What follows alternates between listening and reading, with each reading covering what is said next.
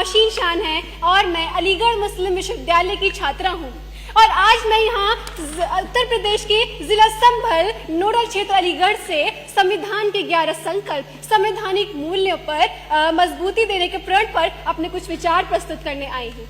माननीय प्रधानमंत्री श्री नरेंद्र मोदी जी ने 14 दिसंबर 2024 को लोकसभा में संविधान गौरवशील यात्रा पर चर्चा के दौरान विकसित भारत के लिए 11 संकल्प प्रस्तुत किए, जो कि आरक्षण, महिलाओं के नेतृत्व में विकास, भ्रष्टाचार के प्रति जीरो टॉलरेंस आदि जैसे संकल्प शामिल हैं। अध्यक्ष महोदय, यह संकल्प हमारे संवैधानिक मूल्यों जैसे न्याय, स्वतंत्रता, समानता आदि को सुदृढ़ मार्गदर्शन प्रदान करते हैं। इन संकल्पों को अपने दैनिक जीवन में ग्रहण करके हम एक विकसित भारत का निर्माण कर सकते हैं।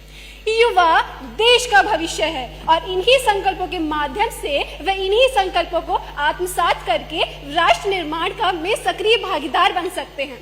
किंतु अध्यक्ष महोदय, अधिकांश युवा तो संविधान की गहराई से ही वंचित है कि मैं भारत देश की बेटी हूँ, हरगिज डर नहीं सकती और आवाज उठाना हक है मेरा, पीछे हट नहीं सकती। कभी कभी ये संकल्प केवल औपचारिकता बनकर रह जाते हैं। अध्यक्ष महोदय, ये संकल्प को लोग केवल एक दिन की रस्म समझकर ही भूल जाते हैं। संकल्प लेना आसान है, किंतु उन्हें अपने दैनिक जीवन में उतारना अत्यधिक मुश्किल।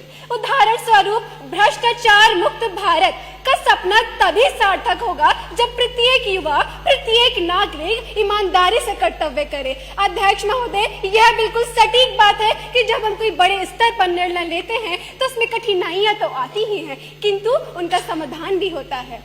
2047 तक इन संकल्पों के माध्यम से देखा गया सपना भले ही पहाड़ जैसे लगे, किंतु याद रखिए कि पहाड़ भी आशा के छोटे कंकड़ से बना होता है। अंत में अपनी वाणी को विराम लगाते हुए मैं बस यही कहना चाहूंगी अध्यक्ष महोदय कि प्रत्येक युवा का ये उत्तरदायित्व होना चाहिए कि वह इन संकल्पों को केवल नारेबाजी न समझे, बल्कि इन्हें अपने दैनिक जीवन में उतारे, अपनी दिनचर्या में उतारे, अपने व्यवहार में उतारे। और यदि वे ये चाहते हैं कि उनके मुंह में खाने का निवाला देकर पचाने का काम भी कोई और करे, तो यह तो असंभव होगा। अध्यक्ष महोदय, स्वामी विवेकानंद जी के कुछ बोल द्वारा विराम देना चाहूंगी कि उत्तिष्ठ जागृता प्राप्ये वरानि निबोधतः, यानी उठो, जागो और अपनी लक्ष्य की प्राप्ति करो। और ये हर एक युवा के लिए है, इस भवन में बैठे प्रत्येक व्यक्ति के लिए है। जय हिंद, जय भारत, जय संविधान। Following up next is Rimsha Afreen from Aligarh. हम चाहे दुनिया का सबसे सुंदर संविधान क्यों ना रच ले, पर वो भी बेकार होगा जब तक उसे कारगर करने वाले लोग ना हो। नवंबर 26, 1949 को हमने अपने हाथ भविष्य निर्माण की एक कुंजी ली थी और आज फिर हम भारत के लोग एकत्रित हुए हैं ना सिर्फ उस कुंजी पर अपनी सक्षमता का हिसाब लेने। Greetings, honorable dignitaries, the respected panel of judges and esteemed members of the House.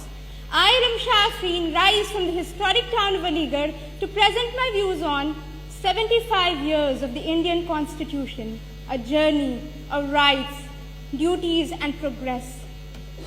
I am speaking of a document which raised Ambedkar from the margins of a class to the hem of the nation, which believed in the judgment despite the illiteracy of its people.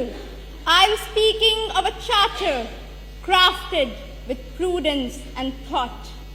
But the test remains the magnificent ideals of social and economic justice, evenness, as Dalit workers drown in gutters and the status of an individual is determined not by his karma, but by the accident of his birth, where we renounce practices derogatory to the dignity of women as our courts hold, deny sexual violence to be rape, and as our economy expands and flourishes.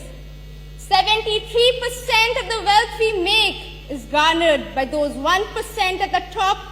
The 670 million, poorest 670 million see a unit percent increase in wealth, and the number of our billionaires jumps from mere 9 in 2000 to 343 today.